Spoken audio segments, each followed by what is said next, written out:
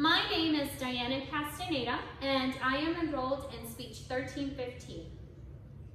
Did you ever think about why school districts are beginning to implement equity across their systems and their practices? If it took you a long time to answer, then there is still a need to promote it across school districts and the need also to raise awareness about the importance of diversity in our classrooms. Today I will discuss with all of you and share the importance of why school districts need to be more intentional towards their hiring efforts and diversifying their employee and staff groups amongst their schools. And this is most importantly to match their teachers and staff with their students' background and ethnicities. Now, in researching the number of schools that do not have minority serving teachers, we come to find out that nearly 40% of America's schools have no minority teachers at all.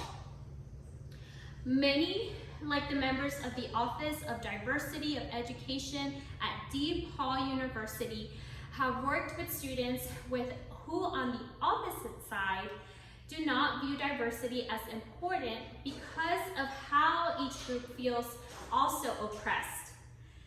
While it's important to promote diversity, some think differently in that those who are not minority also are often turned away from employer opportunities for not having a multicultural background similar to our minority serving groups.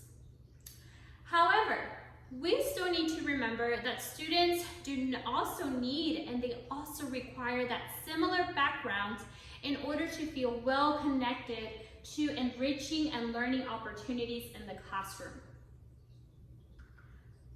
Now, based on a report from the contemporary white supremacist movement, there are also groups of communication and families who do not agree on being inclusive and supportive of minority and diversity efforts. While the number of white supremacist sources continue to rise based on evidence from the Intelligence Protect of the Southern Poverty Law Center, there is still a very low number of organizations that can actually create a huge impact to continue to oppress the call for action in diversifying our staff within our school districts. We must not also forget the social and emotional learning aspect and how important it is for student success, which is why we should continue to push towards diversity as students are driven to excellence while they are successful in having a role model who can, as a student, they can relate to.